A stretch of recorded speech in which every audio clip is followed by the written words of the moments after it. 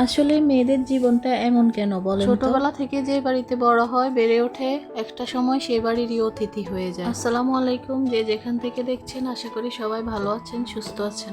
সকালবেলা ঘুম থেকে উঠে জামাইকে পটানোর জন্য কাচ্চি রান্না করে ফেললাম। আসলে বিষয়টা এমন না, যেহেতু ওই দিন ফ্রাইডে ছিল, ফ্রাইডেতে একটু স্পেশাল নাস্তা সকালবেলা থাকে।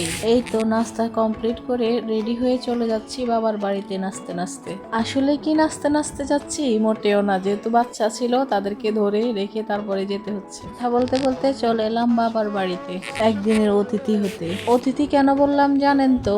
এখন বাবার বাড়িতে আসতে অনেকেরই পারমিশন নিতে হয়, আগে কিন্তু তেমনটা হতো না। যেহেতু ওই দিন আমার বোন সুদূর চট্টগ্রাম থেকে বাবার বাড়িতে আসতেছে, সেজন্য মা বারবার কল দিচ্ছিল যাতে আমরাও আসি।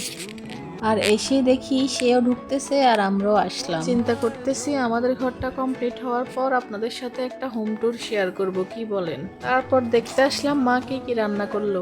বলতে গেলে মা এক হাতে অনেক কিছুই রান্না করেছে। খাসির মাংস, মুরগির মাংস, চিংড়ি মাছের দো পেঁয়াজা, ঢেঁড়স ভাজি, ডাল, ভর্তা, মানে অনেক কিছু। কিন্তু এত কিছু থাকার পরও আমি মাকে বললাম যে মা কিছু একটা মনে হচ্ছে মিসিং।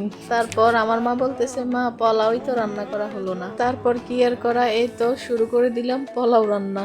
কারণ এত এত মজার মজার রান্নার সাথে পোলাও না হলে তো জমবেই না। এই তো ঝটপট চটপট করে পোলাও রান্না করতে করতে দেখলাম কি জুম্মার নামাজ থেকে প্রধান অতিথিরা চলে এসেছে।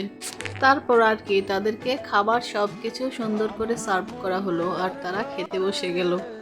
আর আমি এদিকে কিছু ফলকাটা নিয়ে ব্যস্ত হয়ে পড়লাম। আর এভাবেই কেটে গেল বাবার বাড়িতে অতিথি হওয়া সুন্দর একটা দিন। দেখা হবে নেক্সট কোনো ভিডিও নিয়ে, ততক্ষণ পর্যন্ত সবাই ভালো থাকবেন। আল্লাহ হাফেজ।